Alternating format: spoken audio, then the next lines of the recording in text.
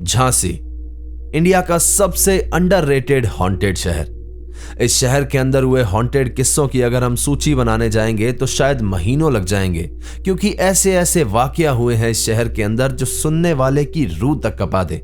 मेरे खुद के पास ऐसे 20 से ज्यादा किस्से हैं जो झांसी शहर से हैं, और उन्हीं 20 में से सबसे खौफनाक किस्सा आज मैं आपके सामने लेकर के आया हूं। इस कहानी में आगे बढ़ने से पहले मैं आपको एक बार झांसी शहर का इतिहास याद करा देता हूं। झांसी वो शहर है जहां पर रानी लक्ष्मीबाई के समय पर अंग्रेजों ने कई सारे लोगों को मौत के घाट उतारा। बहुत से लोगों ने यहां पर चिल्लाते हुए, तड़पते हुए अपनी जान गंवाई, और उन्हीं लोगों की एंटिटीज और रूहें आज इस शहर की बहुत सारी जगहों को हॉन्ट कर रही है। इस कहानी की शुरुआत होती है झांसी के एक ऐसे एरिया से जो अंग्रेजों के समय एकदम सुनसान था।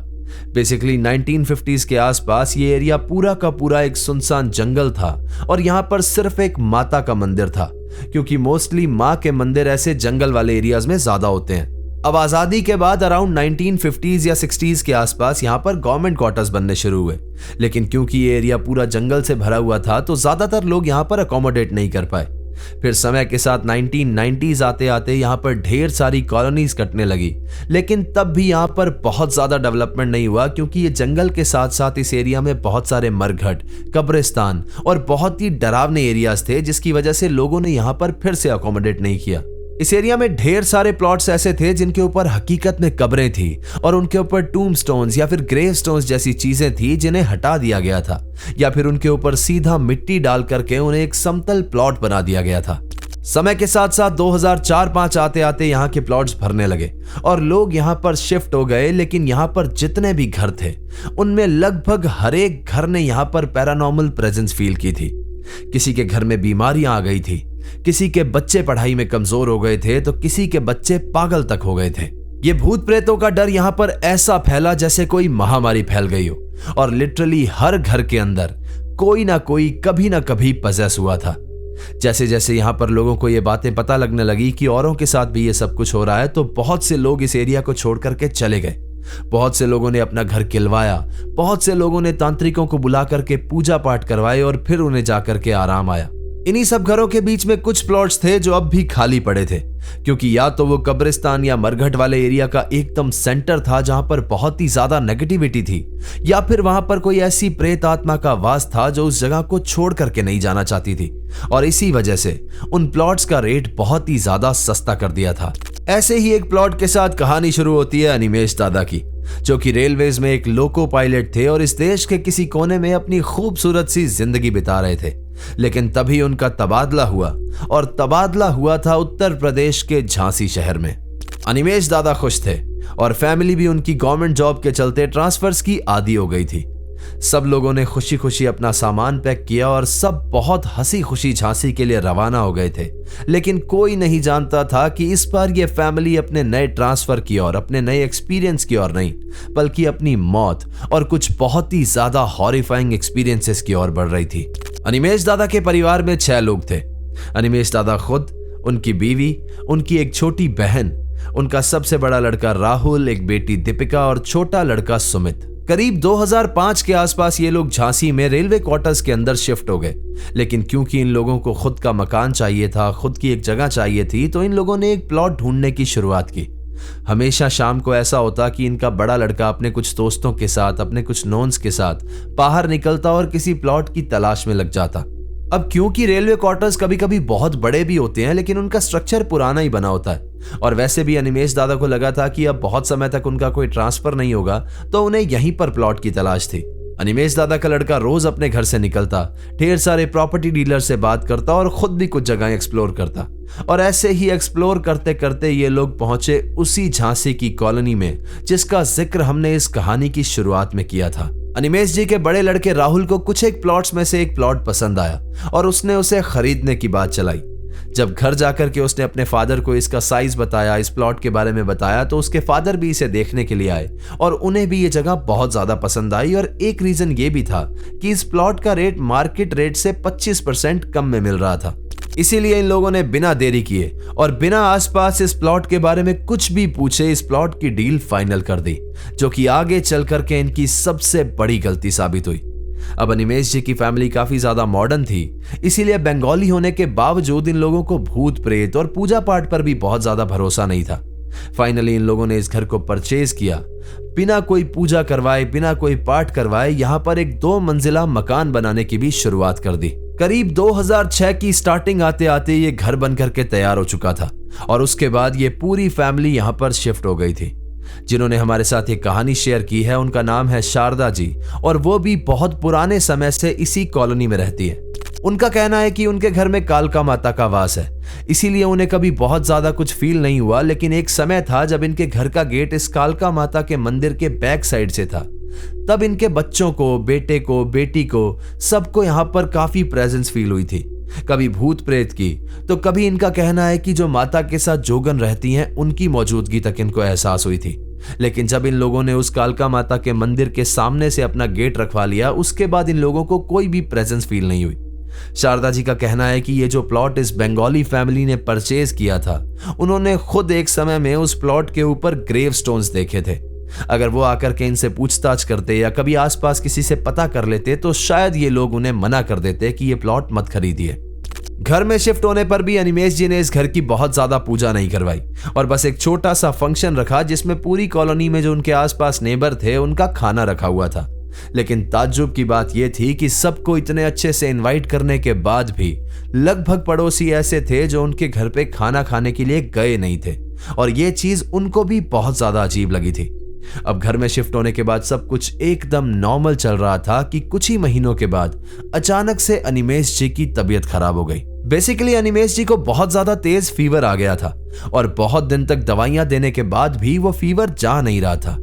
ताज्जुब की बात यह थी कि सिर्फ फीवर होने के बाद भी अचानक से उनके अंदर एक ऐसा चेंज आया था कि वो बहुत ज्यादा बोलते नहीं थे। एक दिन की बात है जब इन लोगों ने उनसे बात करने की कोशिश की, उनसे बार बार पूछा कि आपको कैसा फील हो रहा है, तो उस दिन अचानक से अनिमेश जी नॉर्मल हो गए, लेकिन सिर्फ थोड़ी सी देर के लिए।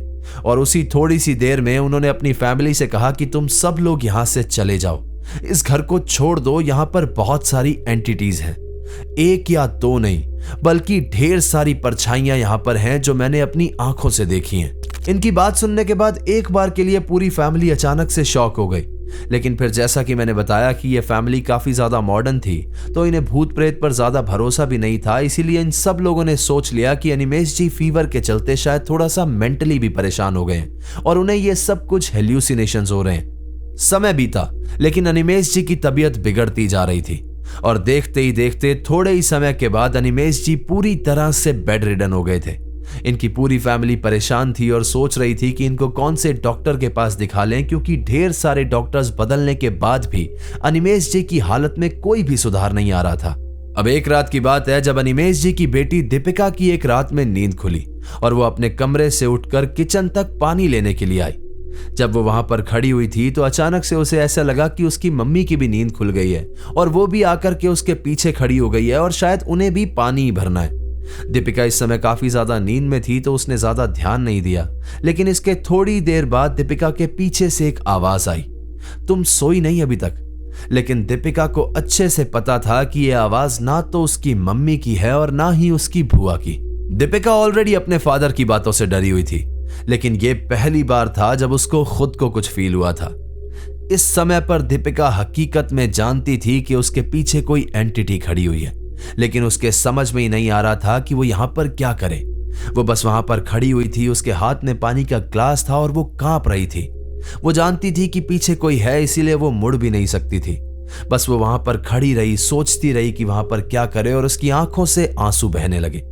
जब डर के मारे उसे कुछ भी समझ में नहीं आया तो यहां पर दीपिका जोर जोर से चिल्लाकर अपनी मम्मी को, अपने भाई बहनों को आवाज देने लगी। रात के 2 बजे हुए थे और सब चौंक करके उठ गए थे। दीपिका का छोटा भाई सबसे पहले किचन में पहुंचा और उसने जाकर के दीपिका को संभाला और तब तक बाकी लोग भी वहां पर आ गए। जब सबने उससे पूछा कि क्या हुआ, क्यों इस तरह से चिल्ला रही है, तो दीपिका ने बताया कि मुझे अभी यहाँ पर किसी एंटिटी का प्रेजेंस फील हुआ। इस बात पर सबने बोला कि तुम्हें ऐसे ही वहम हुआ होगा, ऐसा कुछ भी नहीं है। तो दीपिका ने बोला कि मैंने उसकी आवाज तक सुनी है। किसी तरह से इन लोगों ने दीपिका को संभाला और उसे रूम तक ले गए, लेकिन दीपिका को कमरे तक ले जाते हुए उसके छोटे भाई सुमित ने भी उस किचन से जस्ट बाहर जो हॉल था उसके एक कॉर्नर में एक एंटिटी को खड़े हुए देखा, लेकिन अगले ही पल वो एंटिटी वहां से गायब भी हो गई। यहां पर सुमित को भी लगा कि शायद दीपिका के चिल्लाने की वजह से माहौल ऐसा हो गया है और इसी वजह से उसके दिमाग में भी एक डर सा बैठ गया है, इसलिए उसे वहां पर कुछ दिखाई दिया था। लेकिन वहां पर कुछ भी नहीं था तो उसने इस बात को इग्नोर कर दिया। किसी तरह से ये रात बीत गई, लेकिन इसी रात वाले इंसिडेंट की वजह से आगे चल कर के दीपिका और उसके छोटे भाई के साथ जो होने वाला था उसे वो सोच भी नहीं सकते थे। अगला दिन एकदम नॉर्मल था, सब कुछ पहले जैसा। बस दीपिका थोड़ी सी सहमी हुई थी जो कि लाजमी था और इसीलिए उसकी मदर उसे बार बार जाकर के संभाल रही थी, देख रही थी कि उसकी तबीयत ठीक तो है और हर वक्त उसके पास कोई ना कोई मौजूद था। आने वाले कुछ एक दिनों तक ऐसा ही चलता रहा और सब कुछ एकदम ठीक था कि एक दिन अनिमेश जी की तबीयत बहुत ज्यादा खराब हो गई। उनका फीवर आउट ऑफ कंट्रोल हो गया। पूरी फैमिली उन्हें संभालने में लग गई, लेकिन देखते ही देखते सिर्फ फीवर की वजह से अनिमेश जी की मौत हो गई। पूरा घर कांप गया था। सबके मन में सिर्फ एक ही सवाल था कि सिर्फ फीवर की वजह से एक अच्छे खासे हेल्दी इंसान की जान चली गई। हालांकि ये लोगों को अभी तक समझ में नहीं आया था कि ये सब कुछ इस घर की वजह से हो रहा है। अब आप लोगों को मालूम होगा कि जब भी किसी गवर्नमेंट ऑफिसर की ड्यूटी के टाइम पीरियड के दौरान डेथ हो जाती है तो उसकी जॉब उसके घर में किसी मेंबर को मिल जाती है, लेकिन मिलती किसी दूसरे शहर में। और अनिमेश जी की जॉब उनके बड़े बेटे राहुल को मिल गई थी। अब राहुल को अपनी जॉब के चलते इस शहर को छोड़ करके जाना पड़ा और अब इस घर में रह गए थे अनिमेश जी की वाइफ, उनकी छोटी बहन यानी राहुल की भूआ, जिन्होंने डिसाइड कर लिया था कि अब वो शादी नहीं करेंगी और इस परिवार का ख्याल रखेंगी, और राहुल के छोटे भाई बहन, जिसमें दीपिका अपने कॉलेज में थी और सुमित अपनी 11th क्लास कर रहा था। राहुल को उसकी जॉब पोस्टिंग मिलते मिलते करीब 6 महीने लग गए थे और इसी 6 महीने के अंदर अंदर इस घर में जितने भी लोग मौजूद हैं उन्होंने इतनी सारी पैरानॉर्मल प्रेजेंस फील की कि ये लोग बहुत ज्यादा डर गए थे। बहुत बार राहुल को ऐसा फील हुआ कि जैसे पीछे से उसे किसी ने हाथ लगाया है, लेकिन जब वो मुड़ करके देखता तो वहां पर कोई भी नहीं होता। दीपिका को कम से कम 50 बार अपने किचन के अंदर कोई लेडी खड़ी हुई दिखाई दी। उसे लगता था कि शायद ये भुआ है या उसकी माँ है, लेकिन वो इन दोनों में से कोई भी नहीं होती थी। धीरे धीरे इस घर में मौजूद हर एक इंसान को पता लग गया था कि यहाँ पर कोई एंटिटीज की प्रेजेंस है और वो नहीं चाहती कि ये लोग यहाँ पर रहें। लेकिन क्योंकि ये लोग अपना बहुत सारा पैसा इस घर को बनवाने में लगा चुके थे, अनिमेश जी की तबीयत खराब के चलते भी इनके काफी सारे पैसे लग गए थे, तो अब ये कहीं और मूव नहीं कर सकते थे। राहुल की जॉब भी किसी और शहर में आई थी तो इनके पास झांसी वाला क्वार्टर भी नहीं था। फाइनली इन्होंने किसी से बात की और एक बंगाली बाबा को बुला करके अपने घर में पूजा करवाई। उस बाबा ने आते ही इन लोगों से कहा कि आप लोग किसी आम जगह पर नहीं बैठे हो, ऐसा मान लो कि आपकी पूरी फैमिली एक कब्रिस्तान के ऊपर बैठी हुई है, लेकिन फिर भी मैं आपके घर में एक पूजा कर दे रहा हूं, शायद आपको थोड़ा आराम आए, लेकिन आपको भी रेगुलर पूजा पाठ करते रहना होगा। अनिमेश जी की बेटी दीपिका बेहद खूबसूरत थी और वो इस समय 22-23 साल की थी और ऑलमोस्ट अपना कॉलेज खत्म करने वाली थी। लेकिन जिस दिन से उसके साथ पहला इंसिडेंट हुआ था उसके बाद से ही वो बहुत ज्यादा एबनॉर्मल सी रहने लगी थी। बहुत बार उसके कॉलेज के दोस्त भी कहते कि कभी अगर दीपिका एक जगह पर देख रही होती है तो सिर्फ वहीं पर देखती रहती है और जब उसे बार बार आवाज दो तब जाकर के कहीं वो होश में आती है। धीरे धीरे दीपिका की आंखों के नीचे अजीब से डार्क सर्कल्स रहने लगे थे, लेकिन इनकी फैमिली के केओस के बीच में किसी ने भी उसकी ये हरकतें, उसका ढलता रंग रूप नोटिस ही नहीं किया और फिर देखते ही देखते कुछ ही समय में वो पागल सी हो गई थी। हर वक्त वो अपने घर की विंडो से बाहर आते जाते लोगों को एकटक देखती रहती, उस खिड़की की सलाखों को पकड़ करके वहां पर बैठी रहती, उसके बाल बिखरे रहते और हर वक्त उसकी आंखों में एक अजीब सा पोजेशन दिखाई देता। अनिमेश जी की फैमिली उन्हीं की तरह दीपिका को लेकर भी बहुत सारे हॉस्पिटल्स में भटकी, लेकिन कोई भी इलाज नहीं मिल रहा था और फिर समय के साथ साथ उन लोगों ने दीपिका की इस कंडीशन को भी एक्सेप्ट कर लिया था। लेकिन फिर आई 2009 की वो काली रात जिस दिन इस घर में एक और हादसा होने वाला था। एक शाम की बात है जब अनिमेश जी की वाइफ अपने घर के फर्स्ट फ्लोर पर बाहर टहल रही थी कि टहलते टहलते अचानक से वो दीवार से नीचे घर के वेरांडा में गिर गई। उनके गिरते ही सब लोग वहां पर इकट्ठा हो गए, उन्हें संभालने लगे और जल्दी से उन्हें हॉस्पिटल ले जाया गया। हॉस्पिटल ले जाते हुए जब उन्हें थोड़ा सा होश आया तो सब उनसे बात करने लगे कि वो कैसे गिर गई, उन्हें क्या हुआ था, और तब जाकर के उन्होंने बताया कि जब वो छत पर टहल रही थी तो अचानक से उन्हें ऐसा फील हुआ कि पीछे कोई शैडो है। इससे पहले कि वो पीछे देखती, अचानक से उस शैडो ने उनके पैरों को पकड़ा और उन्हें उठा करके नीचे फेंक दिया। ये बात को सुनते ही वहां पर मौजूद हर एक इंसान के मन में एक डर बैठ गया। लेकिन उस समय इन लोगों के दिमाग में सिर्फ ये चल रहा था कि किसी तरह से जल्दी से हॉस्पिटल पहुंच जाए। लेकिन बदकिस्मती से रास्ते में ही इनकी मदर ने भी दम तोड़ दिया था।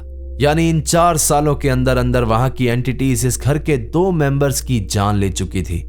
एक लड़की उनके प्रेजेंस के चलते पागल सी हो गई थी, लेकिन फिर भी ये सब कुछ काफी नहीं था, क्योंकि अब बारी थी उनके सबसे छोटे बेटे सुमित की, जो कि अब 19 साल का हो गया था।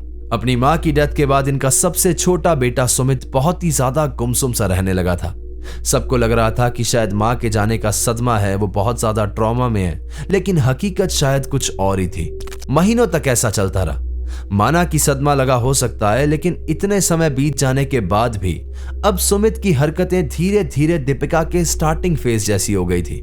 वो एकदम गुमसुम खड़ा रहता, कहीं पर एकटक देखता रहता, और काफी बार उसे बुलाने पर फिर जाकर के वो किसी का जवाब देता। धीरे धीरे सुमित की आंखों के नीचे भी काले गड्ढे पड़ गए थे। अब इस घर के अंदर सिर्फ 3 लोग रह गए थे, इनकी भुआ, सुमित और दीपिका, जिनमें से 2 लोगों की कंडीशन बहुत ही ज्यादा खराब थी। इन लोगों की भुआ अपनी पूरी कोशिश कर रही थी कि किसी तरह से इन लोगों को संभाल ले। इन लोगों को लेकर के वो पंडितों के पास जाती, डॉक्टर्स के पास जाती, लेकिन किसी का कोई भी सॉल्यूशन नहीं मिल रहा था। राहुल अपनी जॉब के चलते बाहर रह रहा था और उसकी भुआ इस घर में इन बच्चों को संभाले हुई थी। समय बीतता गया और देखते ही देखते सुमित की कंडीशन भी एकदम दीपिका के जैसी हो गई।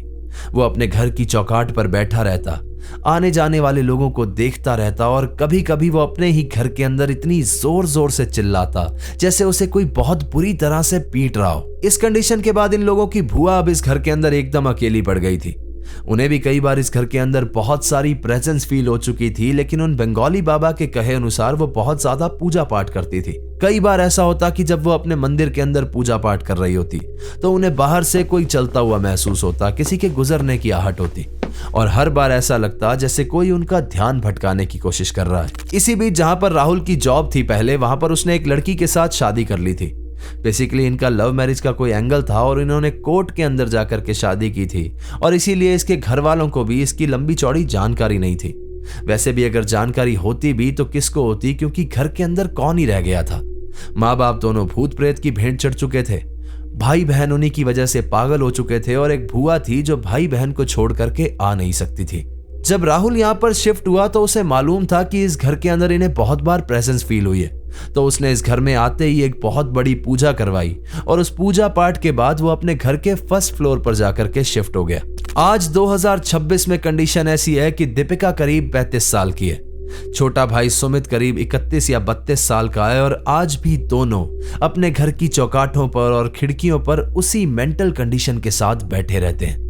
उनके घर से बहुत बार चिल्लाने की, चीखने की आवाजें आती हैं, जिससे पूरी कॉलोनी बहुत ज्यादा सहम चुकी है, और उनकी भुआ आज भी उन दोनों बच्चों को संभाले हुए।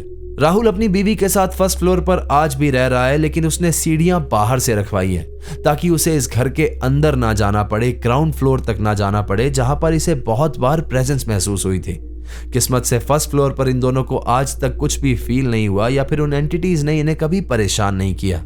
इस कॉलोनी के जाने कितने घरों के अंदर पोजेशन हो चुका है, किसी के साथ स्ट्रॉन्ग, किसी के साथ ऐसा जिसका इलाज हो चुका है। मोस्टली इस कॉलोनी के अंदर ठाकुर्स और पंडित्स रहते हैं, तो उनके घर में काफी ज्यादा पाठ पूजा होती है, और इसी के चलते अब बहुत सारे घर ऐसे हैं जहां से वो एंटिटीज जा चुकी हैं। लेकिन बहुत सारे प्लॉट्स और बहुत सारे घर ऐसे भी हैं जहां पर आज भी उन भूत प्रेतों का वास है, और उनके बच्चे बहुत ही ज्यादा बुरी कंडीशन में हैं। जैसे दीपिका और सुमित अपने घर की खिड़कियों पर, अपने घर की चौकाठों पर पागलों की तरह बैठे हुए हैं, सिर्फ उन भूत प्रेतों के प्रेजेंस की वजह से। तो ये थी आज की कहानी दोस्तों। कहानी आपको कैसे लगी मुझे कमेंट करके जरूर बताइएगा, और अगर आपको वीडियो पसंद आई है तो इसे लाइक कर दें, हाइप कर दें, और अपने कमजोर दिल वाले दोस्तों के साथ शेयर कर दें। चैनल अगर अभी तक सब्सक्राइब नहीं किया है तो इसे सब्सक्राइब कर लो, वहां पर एक बेल आइकन होगा, उसे प्रेस कर देना, ताकि आगे आने वाले समय में मैं जो रियल लाइफ इंसिडेंट्स पर कहानियां लेकर के आऊंगा वो सबसे पहले आप तक पहुंचती रहे। अगर आपके पास भी ऐसी कोई कहानी है जो किसी सच्ची घटना पर आधारित है तो नीचे दिए गए जीमेल एड्रेस और इंस्टा आईडी पर आप उसे हमारे साथ शेयर कर सकते हैं। दोस्तों, जिस तरह से आप हमारे यूट्यूब को प्यार दे रहे हैं उसी तरह से हमारे इंस्टा, फेसबुक, इन सब को भी अपना प्यार दिखाइए, और हमारे स्पॉटिफाई चैनल को भी फॉलो कर लीजिए। तो चलिए दोस्तों, अपना ख्याल रखिए, खुश रहिए, हंसते खेलते रहिए। मिलते हैं अगली बार ऐसी ही किसी खौफनाक कहानी के साथ। सायोनारा। हर हर महादेव।